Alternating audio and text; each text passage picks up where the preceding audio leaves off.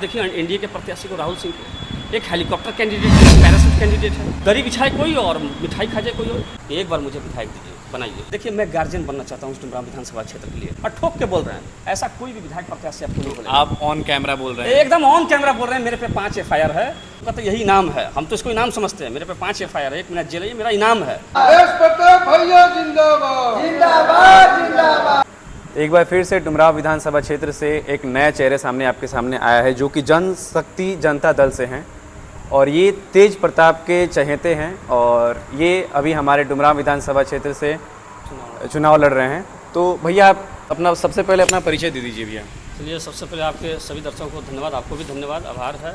और मेरा नाम दिनेश सिंह सूर्या, उस दिनेश यादव, मैं हरियाणा से बिलोंग करता हूँ और माननीय तेज प्रताप यादव जी के पार्टी के टिकट से ब्लैक बोर्ड से मैं खड़ा हूँ और सभी जनता से आह्वान करूँगा कि एक बार मुझे विधायक दीजिए, बनाइए। तो क्या भैया आप ये बता सकते हैं कि आपका क्या एक्सपीरियंस है पॉलिटिक्स में?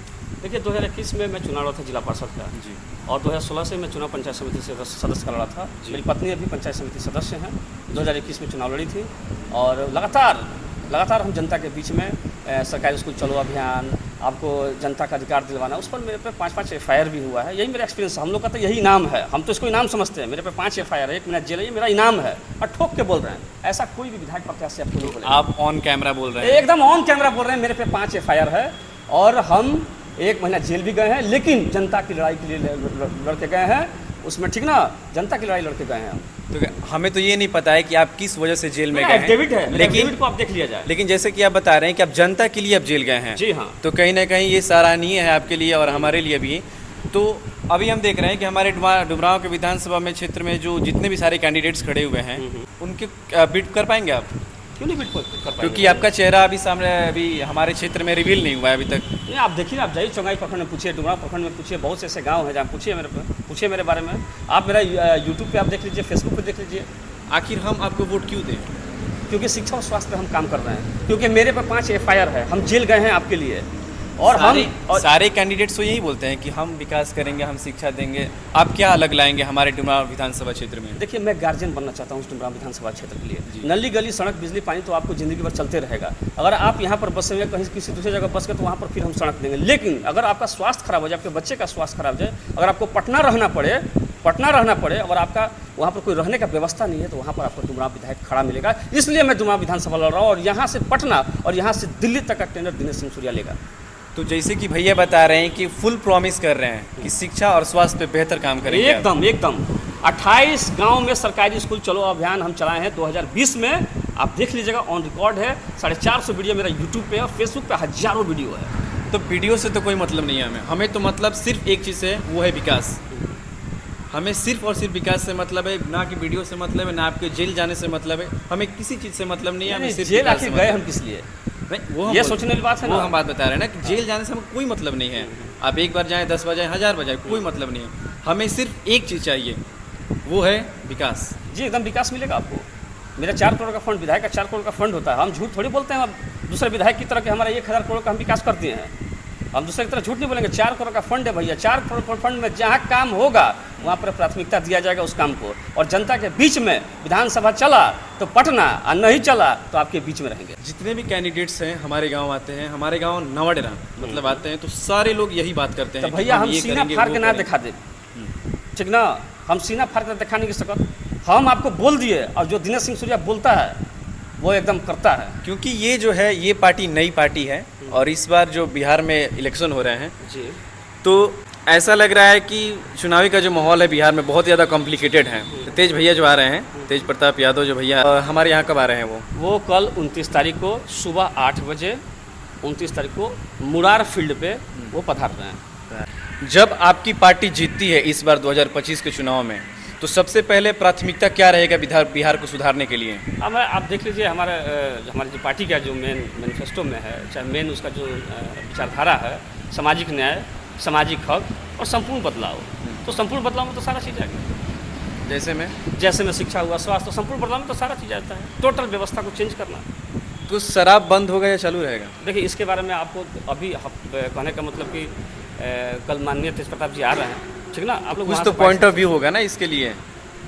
अब देखिए इस पर हम कोई टीका टिप्पणी नहीं करना चाहते हैं। शराब जो है वो है एक क्या उसको मारा आपके और आपके पार्टी के नज़रों में एक सही है या गलत है शराब बंद करना या चालू करना? उस पर तो लिखा रहता है ना कि इंजूरियस टू हेल्थ, शराब पीना स्वास्थ्य के लिए हानिकारक है। अब इससे आगे क्या? और भी बाकी सारी पार्टियां जो है वो बोल रही है कि जैसे ही हमारी सरकार आती है हम शराब को चालू कर देंगे, ताकि जो बिहार का जो रेवेन्यू है वो अदर स्टेट में ना जाए। तो इस पे आप क्या कह सकते हैं, इसके बारे में आप क्या टिप्पणी देना चाहते हैं? आप माननीय तेज प्रताप जी कल आएंगे, उनका स्टैंड आप क्लियर, आप ये जो क्वेश्चन उनसे पूछ लीजिएगा।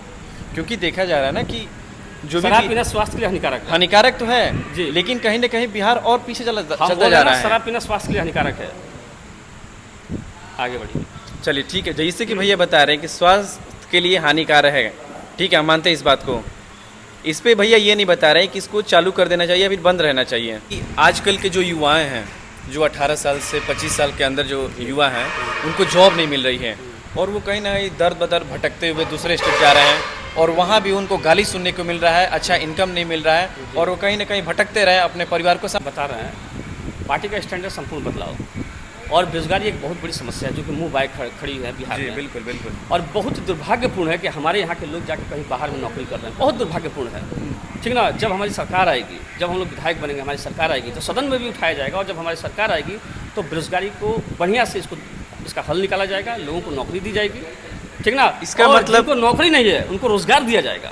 इसका मतलब अभी पार्टी को प्री प्लान नहीं है कि आगे क्या करना है, यही ना बात है।